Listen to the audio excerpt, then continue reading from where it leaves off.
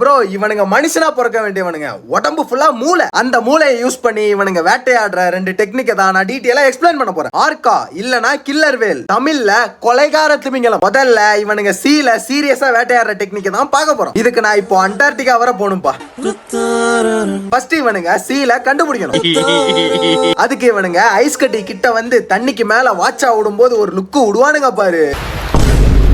யோ என்னயா லுக்குது. சரி, அப்புறம் ஐஸ் கட்டிக்கு மேல சீல் இருக்குன்னு கன்ஃபார்ம் பண்ண உடனே மாமன் மச்சான்லாம் ஒண்ணு கூடி பேசி பிளான போட்டுட்டு அந்த மாஸ்டர் பிளான வேலை செய்ய வைப்பானுங்க. ஒரு 4-5 ஆர்காஸ் ஒண்ணு சேர்ந்து ஒரே ஸ்பீடுல அந்த சீல் இருக்கிற ஐஸ் கட்டியை நோக்கி வேகமா போகும். அப்படி வேகமா போகும்போது அந்த ஐஸ் கட்டி கிட்ட வந்த உடனே அந்த ஐஸ் கட்டியை ஒட்டி கீழே வேகமா போய் கிராஸ் பண்ணுவானுங்க. அப்படி போகும்போது அவனுங்க வந்த ஸ்பீடுல உருவான அலை பனிக்கட்டி மேல இருக்கிற சீல் மேல போய் மோதும். அந்த அலையில அடிச்சுக்கிட்டு போய் சீல் தண்ணியில விழுந்துரும். அப்புறம் என்ன, இவனுங்க போய் கவ்விடுவானுங்க. அதுக்குன்னு உடனே எல்லாம் சீல் கீழே விழுந்துராது. இதையே சில மணி நேரம் பண்ணிக்கிட்டே இருப்பானுங்க. அந்த டயர்ட்ல தான் அப்படியே தண்ணியில போய் விழுந்துரும். நேர்ல இப்படிதான் இருக்கும், பாத்துக்கோங்க.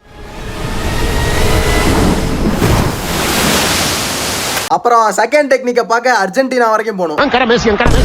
இங்க இருக்கிற ஆர்கா பயலுங்க கடல்ல வச்சு உங்களை ரூட் எடுக்கிற அளவுக்குலாம் சீன் இல்ல, உங்க இடத்துக்கே வரும்னு சொல்லிட்டு கரைக்கு வந்துருவானுங்க. இந்த புல்ல பிடிக்கிற மாதிரி சீலோட குட்டியெல்லாம் வந்து புடிச்சிட்டு போயிருவானுங்க. என்ன பண்ணுவானுங்கன்னா சீல் குட்டி எல்லாம் கரையில இருக்குதான்னு சைஸா வாட்சா விட்டு அலையோட அலையா போய் கவ்விடுவானுங்க. வாயில கவ்விட்டு அப்படியே மேஞ்சு ரிட்டர்ன் அலையிலேயே கடலுள்ள போயிருவானுங்க. நல்ல வேலை இவனுங்க மெனுல மனுஷனுங்க இல்ல, இருந்திருந்தோம் அவ்வளவுதான் போட்டு தாக்குன்னு தாக்கிடுவானுங்க. சரி, இந்த மாதிரி கடலை பத்தி மேட்டர்லாம் நிறைய தெரிஞ்சுக்கணும்னா அப்படியே லைட்டா ஃபாலோவும் சர்ப்ரைஸும் பண்ணிருங்க. எப்பா ஒரு வழியா ஆர்காஸ் பாகம் 3 போட்டுட்டேன். இனிமே டிஎம்ல வந்து பார்ட் 3 போடுன்னு மிரட்டாதீங்க. அப்புறம் டிஎம்ல ஒரு ப்ரோ வந்து, அண்ணா I am your big fan, ரொம்ப நீங்க என் அங்கிள் மாதிரி நல்லா காமெடி பண்றீங்க, என்னடா பொசுக்குன்னு அங்கிள்னு